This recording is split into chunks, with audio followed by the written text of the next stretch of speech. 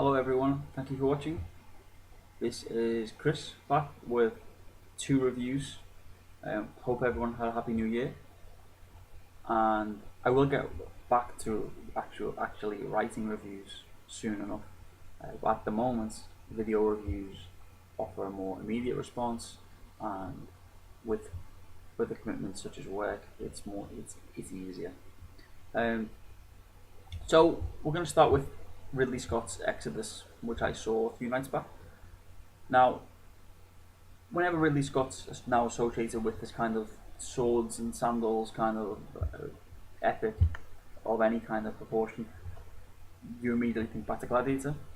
It happened with Kingdom of Heaven to not a very successful degree, although there are big fans of that film. It had a very muted response and continues to do so, really.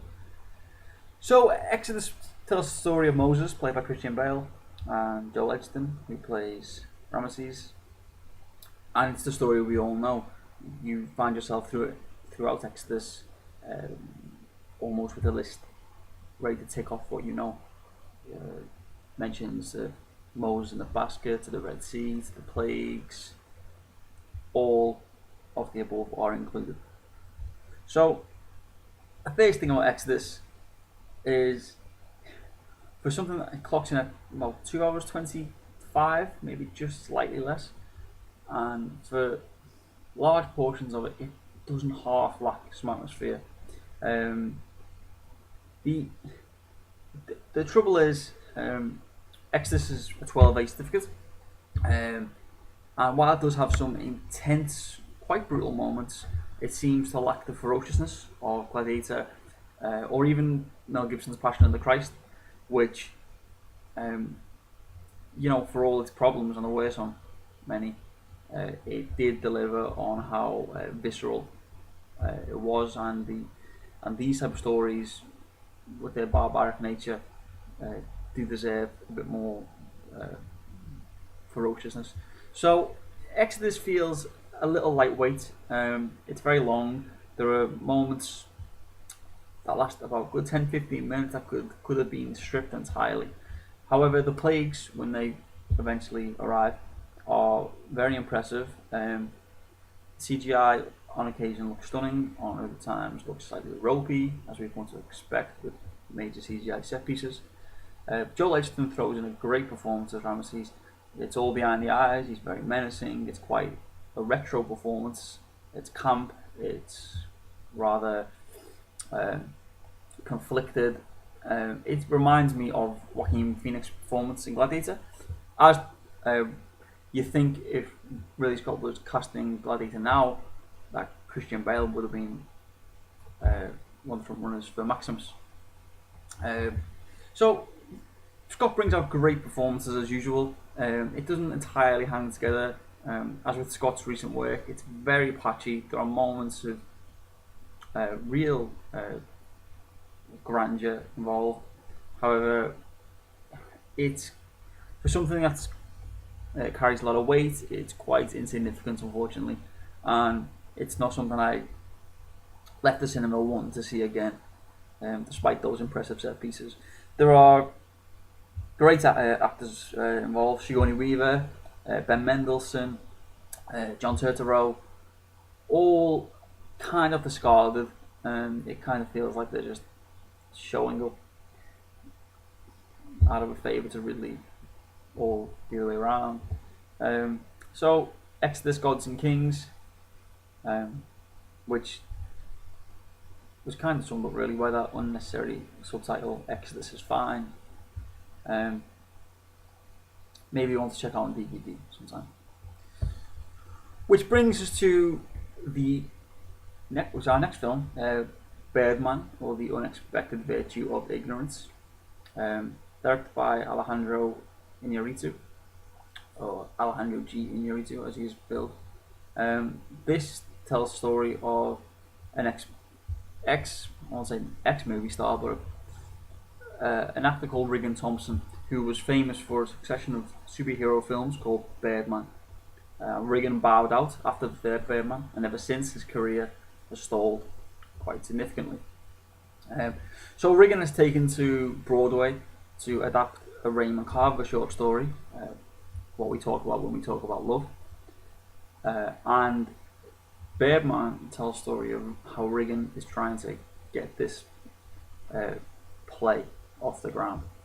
So we have Michael Keaton playing Regan, and this is the first time we've seen Michael Keaton kind of command uh, and get to play around on the screen in a very long time, and it's unbelievably worth the wait.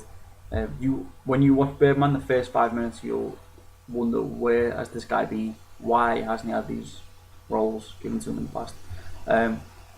So it's a tricky one to kind of review, to talk about. It's kind of it's a film that's a bit unclassifiable in a way. You have this stunning kind of cinematography, the way it's shot by Emmanuel Lubezki.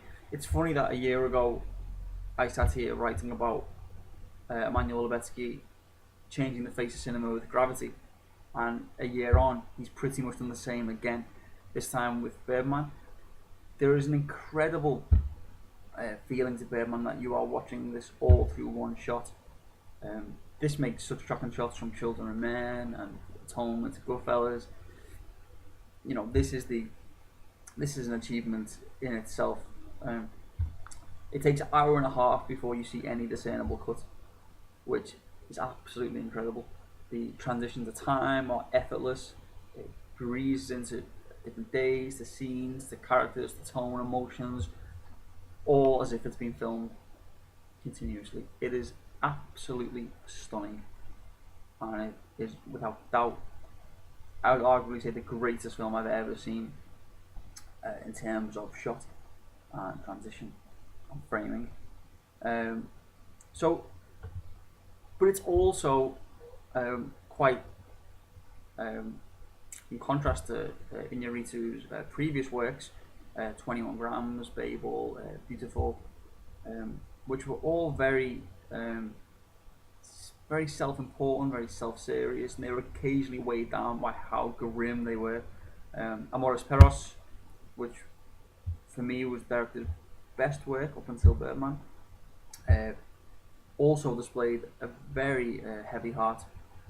So Birdman kind of surprises when it erupts as a full-on black comedy.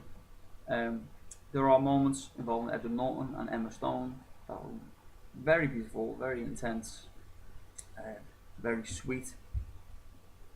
But that's the cat again. Lost my thoughts. Yeah, but overall it plays out like comedy. There's been comparisons to Wes Anderson, although I think the film has more of a message. It has more of a discussion at heart than maybe Anderson's films have done in the past. Here we have Keaton clearly gripped by delusions of identity and image. His alter ego Birdman from his past films often follows him around as first as a voice in his head, and then it's materialized as an actual person behind him. He believes he has telekinetic powers, but everyone in this film suffers some kind of delusion or paranoia. It's a very existential kind of film. It's bookended by two shots, which I won't go into, but they give it a much wider canvas. And it must be said that Emma Stone gives her finest performance to date as Michael Keaton's daughter. She commands the screen whenever she's on it. She gives a wonderful monologue halfway through to Keaton about the modern society he now finds himself in, the social media society. But it's also just very, very funny and very dark. You have Naomi Watts, Amy Adams, Andrea Riseborough, all throwing in great performances. If slightly their character, in the case of Andrea Riseborough and Naomi Watts, slightly sidelined, which is unfortunate. Amy Adams brings a nice calm demeanour to the film because it's quite erratic. Zach Galifianakis is toned down, restrained, and is at his best, I think. Edward Norton is just terrific. There will be a Best Supporting Actor nomination for him, no question about it. His character is mean, he's immoral, he's repugnant, uh, he is he's essentially a send up. And the film does go into send up territory. There is a lot of references to the superhero culture that we find ourselves in now with cinema. There is It becomes very meta, very self aware. It mentions Michael Fassbender, Robert Downey Jr., the Avengers franchise, a lot of the stars of Birdman itself, Keaton, Norton, um, Stone, have all had previous with superhero franchises, some very recent, some long ago. And it really throws up a kind of pitch about art versus the critic, about what is real art, about is real art any more significant than the throwaway trash that we see on multiplexes week in, week out. And Inarritu never commits.